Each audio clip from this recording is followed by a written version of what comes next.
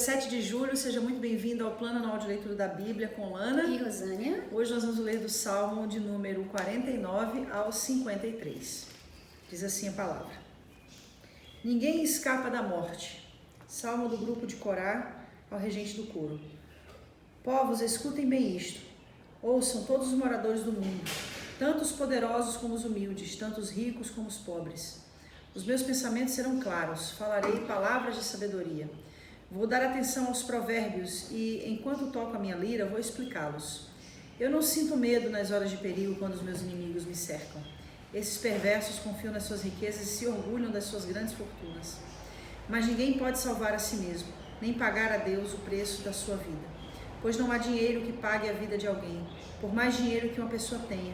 Isso não garante que ela nunca vá morrer, que ela vá viver para sempre.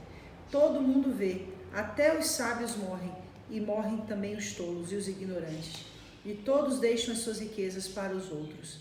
As suas sepulturas são os seus lares perpétuos, onde eles ficam para sempre, ainda que tenha possuído muitas terras. O ser humano, por mais importante que seja, não pode escapar da morte. Como os animais morrem, ele também morre. Reparem no que acontece com os que confiam em si mesmo. Vejam o fim daqueles que estão satisfeitos com as suas riquezas. O pastor deles, a morte, os leva, e eles são condenados a morrer como se fossem ovelhas. De manhã, as pessoas corretas os vencerão. Os corpos deles apodrecerão na sepultura, longe dos seus lares. Porém, Deus me livrará do poder da morte, pois ele me receberá. Não se preocupe quando alguém fica rico e a sua riqueza aumenta cada vez mais, pois quando morrer, ele não poderá levar nada. A sua riqueza não irá com ele para a sepultura. Ainda que esteja contente com a sua vida e seja elogiado por ter sucesso, ele, quando morrer, vai reunir-se com seus antepassados no lugar onde a escuridão dura para sempre. O ser humano, por mais importante que seja, não pode escapar da morte. Como os animais morrem, eles também morrem. Adoração e vida, Salmo 50, Salmo de Asaf.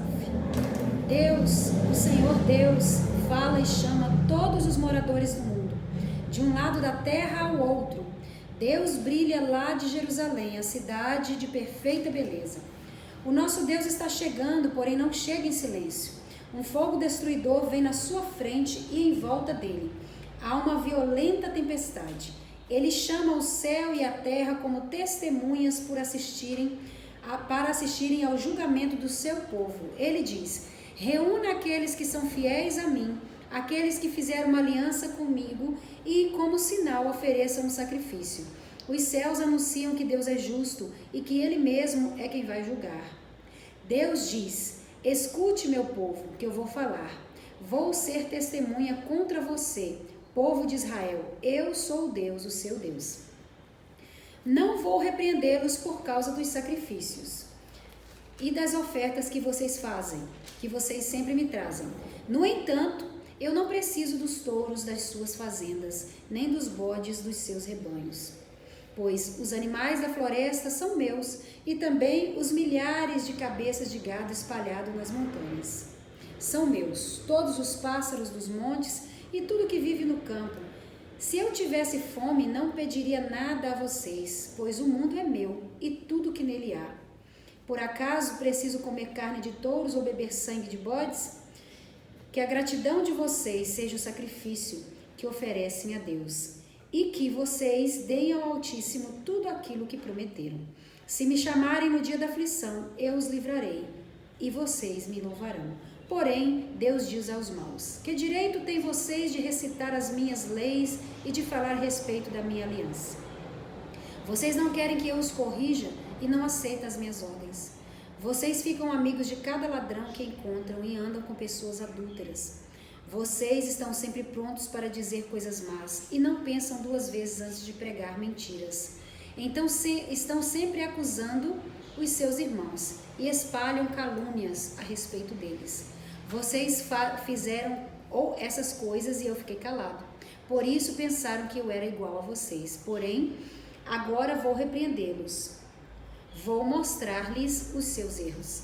Vocês esqueceram de mim.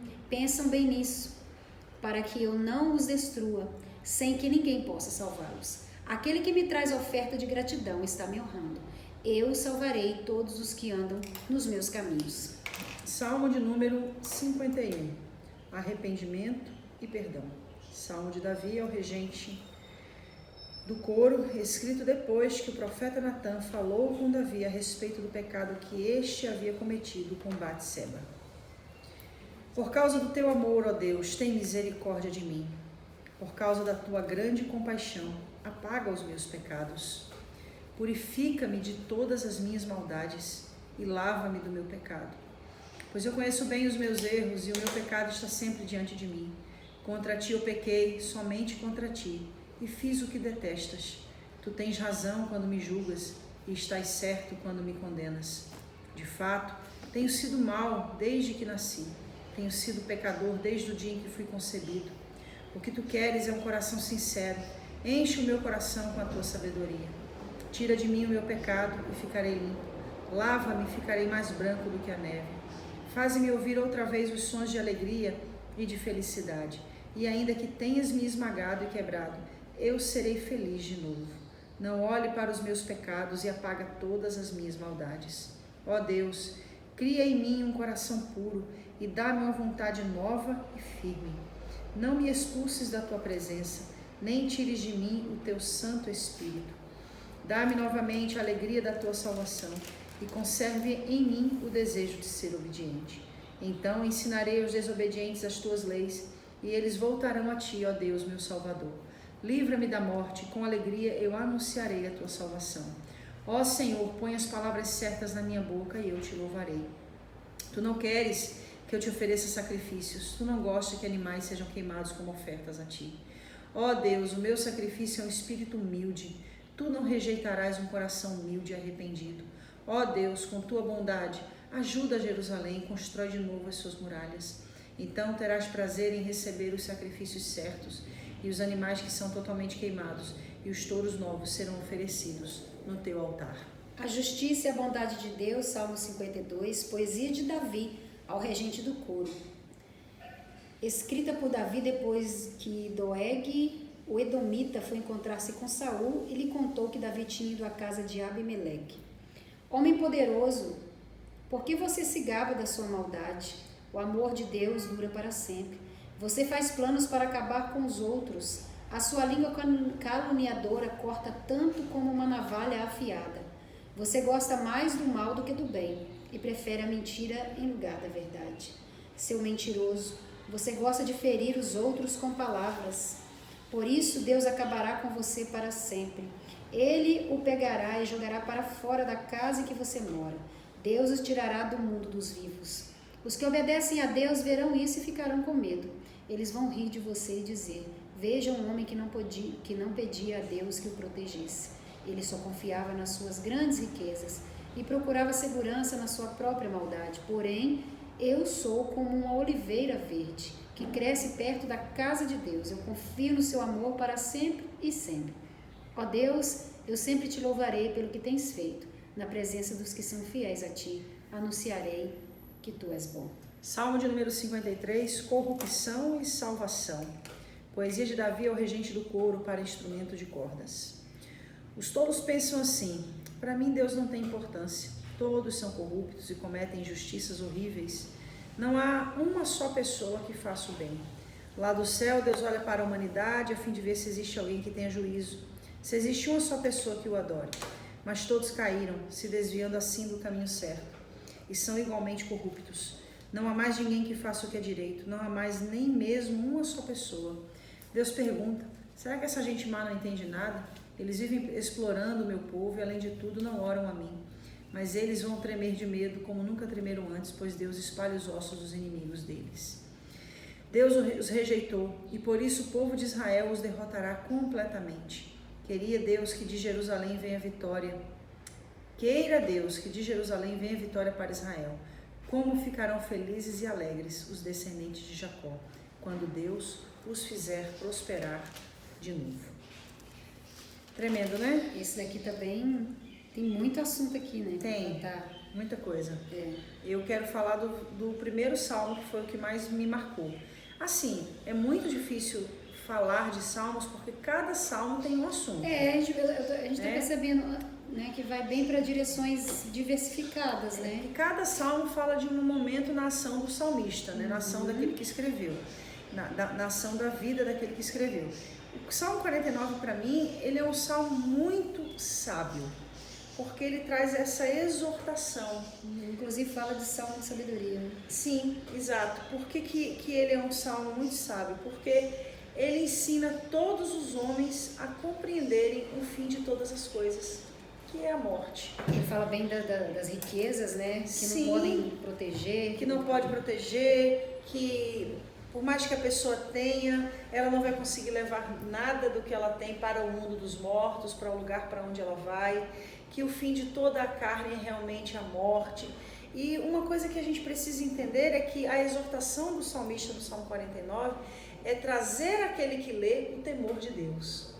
Porque uma pessoa que vive sem ter essa compreensão de uma vida pós-morte, ela vive deliberadamente, ela vive sem temor, ela vive como se ela não fosse sofrer uma paga por aquilo que ela faz aqui, uma consequência por aquilo que ela faz aqui. Além dessa questão da lei moral, da semeadura, que é uma lei que traz para a gente o temor no sentido da gente ter cautela com aquilo que a gente planta, porque a gente vai colher. Essa lei da compreensão pós-vida, do pós-túmulo, de dizer, olha, tem um lugar para onde você vai. Então as ações do teu tempo presente, elas vão refletir na sua vida pós-túmulo. Então é muito importante. Ele fala aqui no verso 7, mas ninguém pode salvar a si mesmo, nem pagar a Deus o preço da sua vida, pois não há dinheiro que pague a vida de alguém. Por mais dinheiro que uma pessoa tenha, isso não garante que ela nunca vai morrer, que ela vai viver para sempre. Inclusive, é interessante porque a gente sabe que a ciência, ela gasta bilhões de dólares para descobrir como... A forma de viver mais. Né? Como... agregar mais anos, né? Como levar a pessoa a viver mais tempo. Eu vi uma pesquisa de um cientista que ele está fazendo, ele tirou a cabeça de um gorila para botar a cabeça de outro. Ele está fazendo com animais isso, sabe?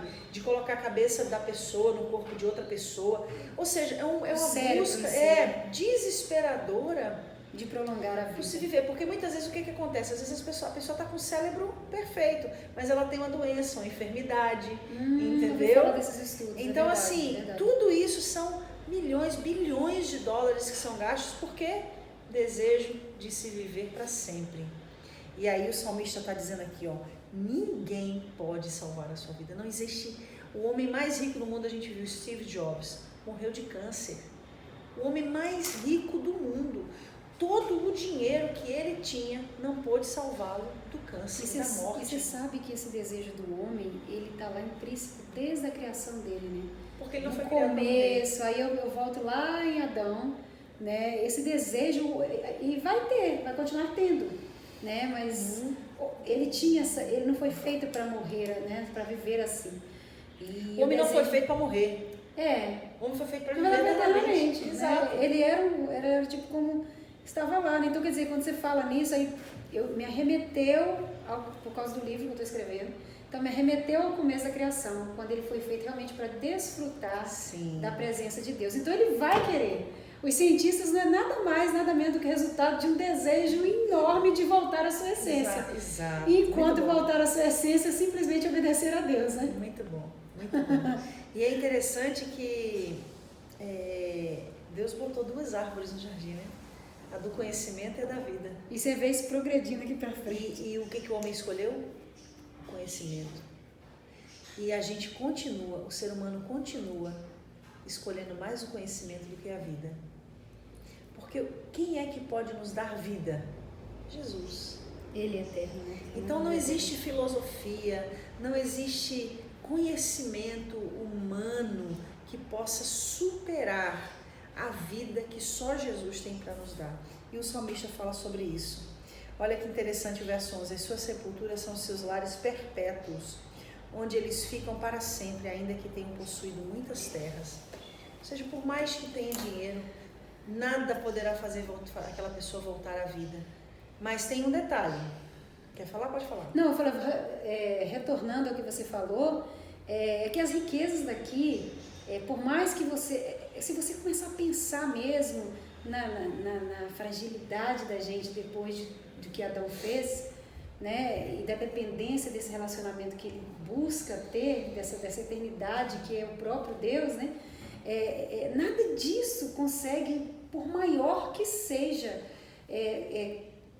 preencher esse desejo do homem, nem riqueza, nem saúde. A saúde é bom, massa, legal, glória a Deus por isso, né? Viver com saúde, aprender de Deus, tem coisa melhor que isso? Não tem nada melhor que isso. Mas nada disso vai preencher esse vazio. Então, essa busca constante desse desejo de se eternizar, de permanecer mais, né? Ela nunca vai ser, como é que fala? Preenchida pelas coisas que as pessoas possam ter aqui. Então, você percebe que riquezas, bens materiais, situações aqui, mesmo que seja com o próprio Deus, por mesmo que seja, o desejo realmente é Ele, sempre será Ele. Uma coisa que eu gosto muito é isso que ele fala aqui no verso 18. Ainda que esteja contente com a sua vida, é o que eu acabei de falar. Seja elogiado por ter sucesso, ele, quando morrer, vai reunir-se com seus antepassados no lugar onde a escuridão dura para sempre. A gente vê pessoas, muitas vezes, comprometendo a sua alma, vendendo a sua alma em troca de sucesso, como se o que vive-se aqui fosse eterno. Na realidade, a pessoa está trocando o sucesso eterno pelo sucesso passageiro. É a pior troca, a troca mais comprometedora que alguém pode fazer. Então, que nós possamos usar essa palavra de hoje, esse lindo salmo, para colocar no nosso coração o temor do Senhor, que é o princípio de toda sabedoria, que a gente possa ansiar pelo sucesso eterno. É isso aí. Porque este é aquele que não pode nos ser tirado de forma alguma. Amém. Que Deus abençoe sua vida. Até o Salmo de número 54.